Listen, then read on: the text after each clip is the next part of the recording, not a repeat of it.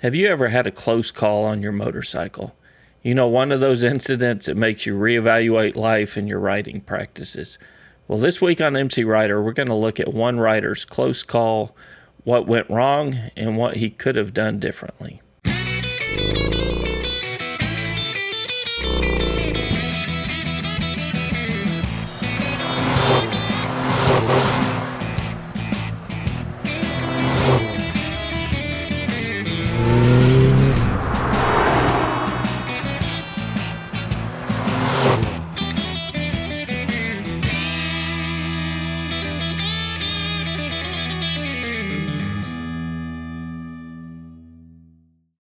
When riding a motorcycle on the street, which do you think is more important?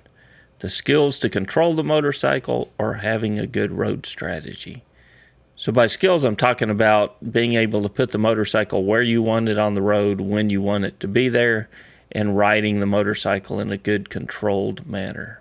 Road strategy, I'm talking about riding within the conditions or the environment that the road allows, and being aware of dangers, possible traps on the road, and how to deal with those.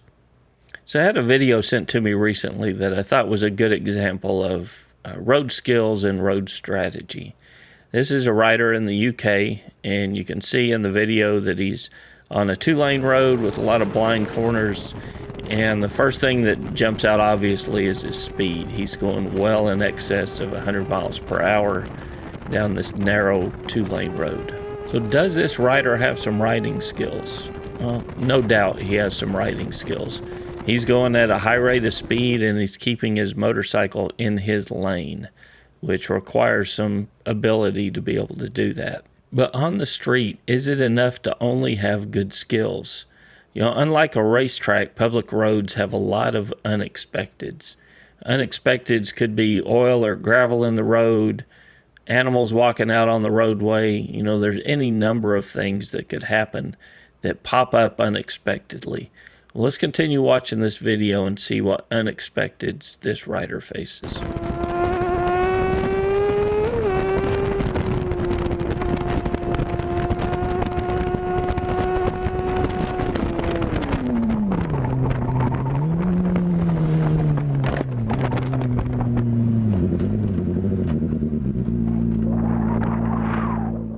On this day, this rider was very fortunate. And a foot less of clearance either way, either less clearance from the guardrail or the truck turning a little bit wider or a pole being placed right on the side of the road, and this rider would not have made it through. On this day, he was very fortunate. And there's no doubt that this could have ended in a very bad way for this rider. So let's evaluate the video and let's find out what this rider did right and what he did wrong. So a few things that he did right. As mentioned earlier, he's keeping his motorcycle in his lane in spite of the excessive speed. You can't really see the rider, but you get a few glimpses occasionally of his sleeves, and he at least has full gauntlet gloves, leather jacket at least. I'm guessing he's probably got a riding suit on. But he appears geared up for the ride. And when the truck pulled out in front of him, he found an escape route. So he found a way to avoid hitting the obstacle. But let's evaluate what he did wrong so that we can learn from his example and hopefully keep from making these same mistakes in our own riding. Well, the most obvious, and it's been mentioned, is his speed.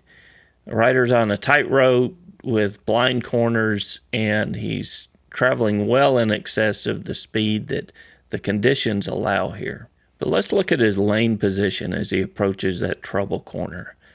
Right now everything looks good. He's approaching this corner, but his lane position limits his view through the corner.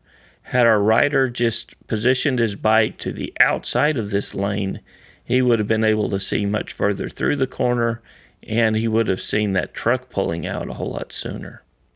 Let's also look at how his reaction time played a role in this. Right now, he's into the corner and he's going at 84 miles per hour, 84.7 miles per hour. And as we travel just a little bit further up the road, you can see that truck begin to appear from around the trees, but our rider is still increasing his speed. In fact, he gets up to 85.2 miles per hour before he begins to roll off the throttle and apply the brakes. Now, that's just all reaction time. His mind, his eyes saw that truck prior to this, but it takes some time to actually react on the motorcycle. So he continued to increase his speed in spite of that truck being in view. So the faster you travel on the road, the less reaction time you're going to have. That's why you should always ride within the conditions that the road allows. So now our rider recognizes the hazards and he reaches out for the brakes. So listen closely. We're going to replay that where the rider is actually applying the brakes and see what you can hear.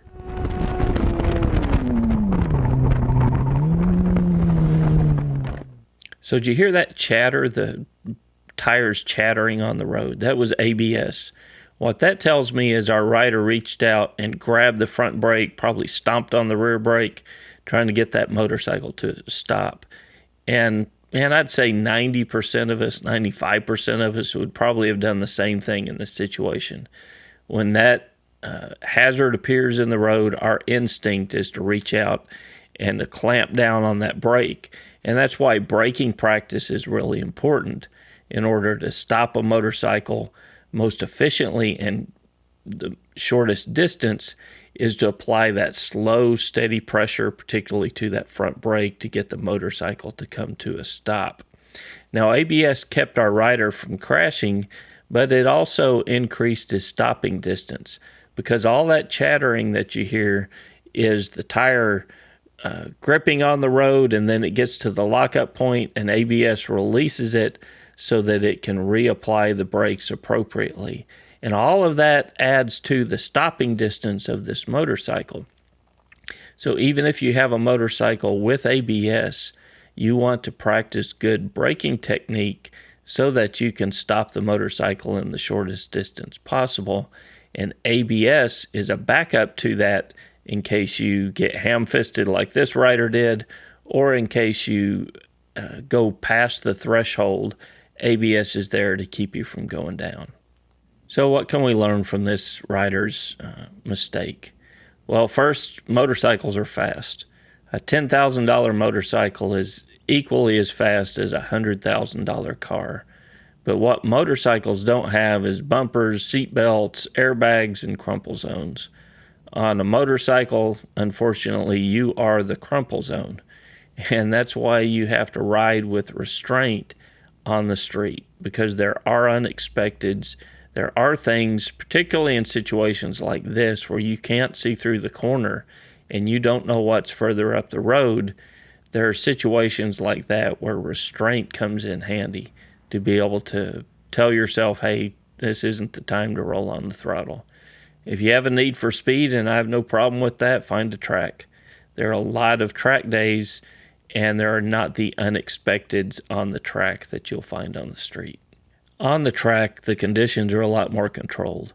I've never seen a video of a motorcycle rider injured on the track because an 18-wheeler pulled out in front of them. The conditions are controlled. And a ride like this on the street is the epitome of selfishness, right? It's a very selfish thing to do because you're not the only person out there. There are other people who are in their car that just want to get from point A to point B or want to get home from work after a tough day at work. They just want to get home. Not only are you putting your life in jeopardy, you're putting their life in jeopardy as well. I've said this before on MCrider, and it's worth repeating over and over. An expert rider on the street will build their skills to the best of their ability and then ride in a manner in the hopes that they never have to use those skills. So it's important to build and practice your riding skills, both in a class and using the field guide.